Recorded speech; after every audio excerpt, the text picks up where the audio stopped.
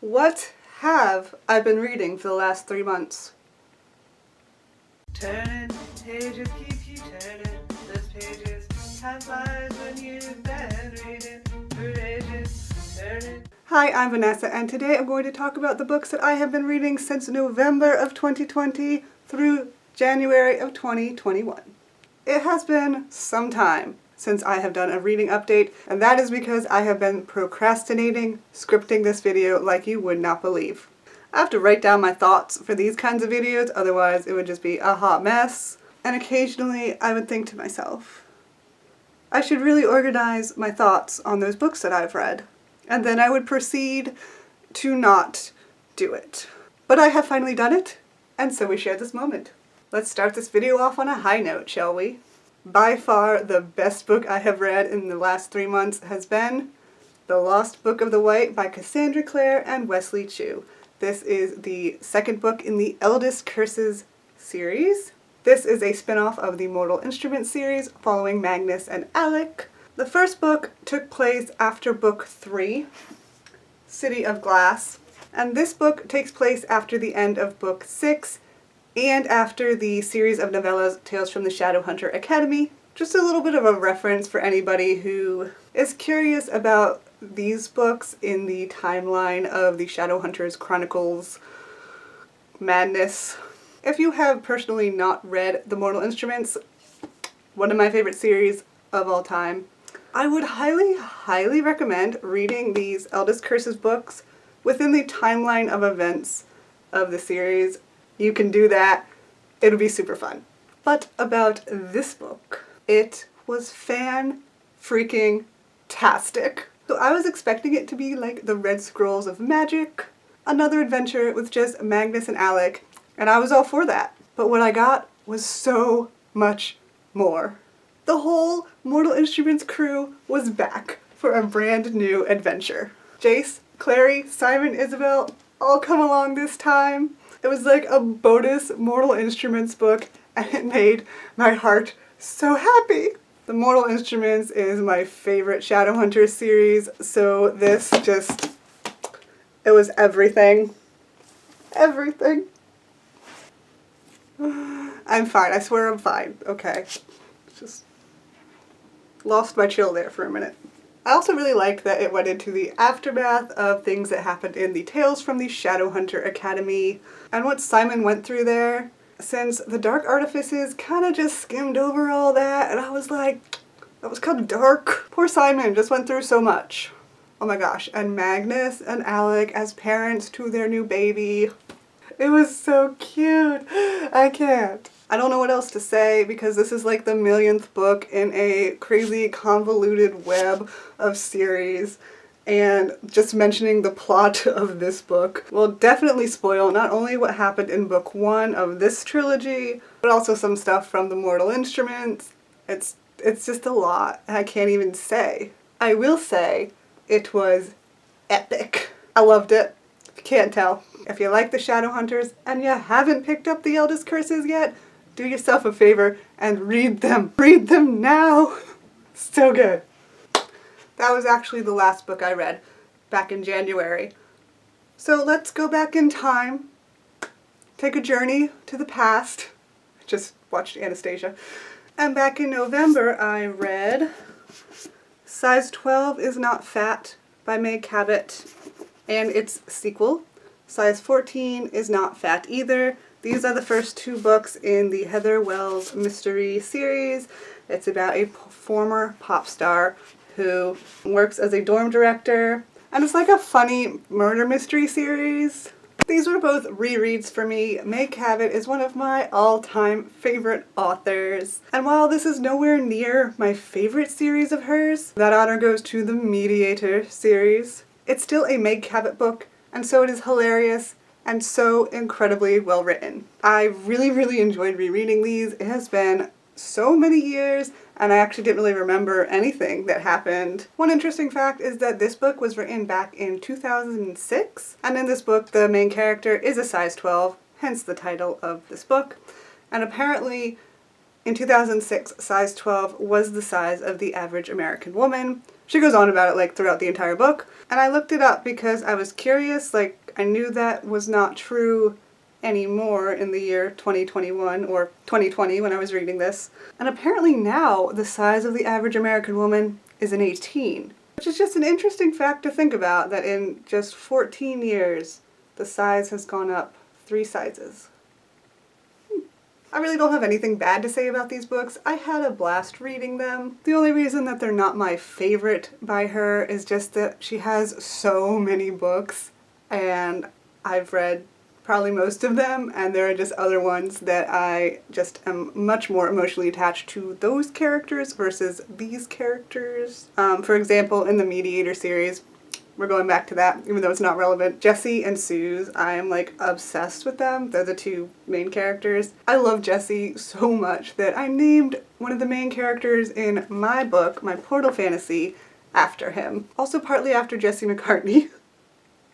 Anyone remember him? That's how long ago I started writing that series. I don't want another pretty face. I don't want just anyone to hold. I don't want my love to go to waste. I want you and your beautiful soul. He was cute. What happened to him? Next, I read Carpe Corpus, the 6th book in the Morganville Vampires series. Since this is book 6 in a series, I will not go into any details here, but I'll just say, this book started out very slow, but it did get exciting in the last 60 pages or so. But I kept putting it down for long periods of time to try and read other books on my TBR. One of those books was Mirror, Mirror by Ivy Harrison. So this is a Snow White retelling from the perspective of the magic mirror. I thought that sounded like a super creative and interesting idea. So in this book, the mirror is actually a girl who got turned into a mirror by her adopted sister, who ends up becoming the evil queen in the Snow White story. And after reading this book, I suddenly realized why books are not often written from the perspective of an inanimate object. It led to certain limitations, like she had to be carried everywhere by other characters, and she spent the entire story watching the other characters,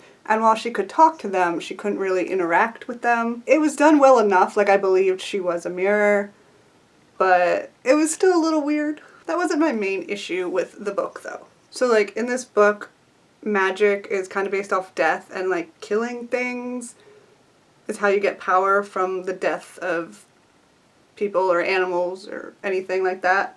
And it does mention here at the very end of the description, soon the 2 are on their way to find a new kind of magic, magic that gives life instead of taking it. Oh, so it doesn't actually say. I kind of guessed what that meant exactly, like, it's love. Love is more powerful than death. And that's what the book was about. Like, that was it. It didn't really go about delivering the message in a unique or interesting way. It was just kind of like, yep, magic using love is more powerful than magic using death and violence. Which is a good message. It's just, the story was not interesting at all. I wasn't emotionally invested in any of the characters, not even Mira, the point of view character, and the plot really, really dragged. Which is a shame, because I picked up this book because Morganville Vampires 6 was so slow. So as a result, I just kept putting this book down also, and I wouldn't read for weeks at a time. That's why I've only read, like, what is this? Yeah, 6 books in 3 months. I almost DNF'd it.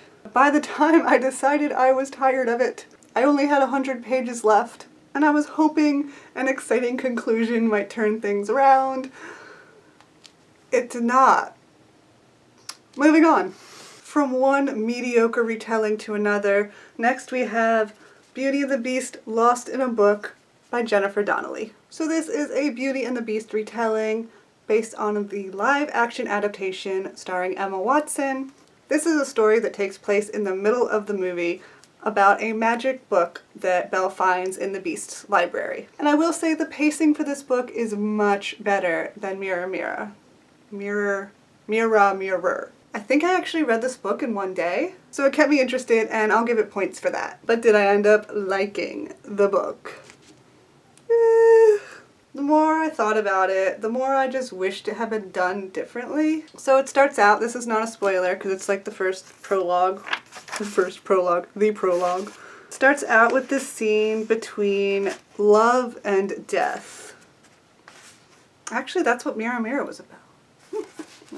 So they end up basically having a little wager. They're watching Belle and the Beast, and they're saying, like, will love win or will death be able to win, and basically trap Belle in this magic book. It says it right from the beginning, it's the prologue. You go into it knowing that that's the entire premise of the book. And the reason they're doing this is because they are bored.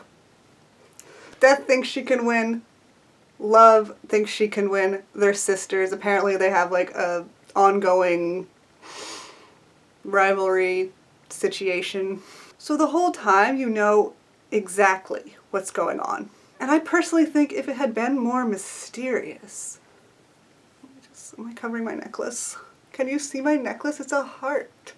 Anyway, like if we slowly started to get this creeping feeling of suspense and something's not quite right here, it could have been a lot more intense. Like almost a thriller even. Because that's definitely how it was trying to be once we reached the end of the book, but it was never actually as scary as it was trying to be. You know? Or maybe it was just meant for a much younger audience. Honestly, I may have liked it more if I was 13, but since I am over twice that old, I guess we'll never know. Also, I read some reviews after finishing the book. A lot of people loved it, which I found surprising. But the negative reviews pointed out that Belle in this book did not really act like Belle from either of the movies, the animated one or the Emma Watson one. She seemed a lot less clever and brave and just not quite the Belle that we all know and love. And I agree with that. She was definitely too naive and just not quite enough personality. I've been pretty distracted lately rewatching all 8 seasons of The Vampire Diaries, so those are all the books that I read from November through January. Vampire Diaries. What a show. Man, do I have thoughts on the ending of the series, but here's not the place. If you do want to discuss Vampire Diaries, message me on social media, because all I want to do is discuss the show, and no one I know actually watches it. Anyway, see you next time. Bye!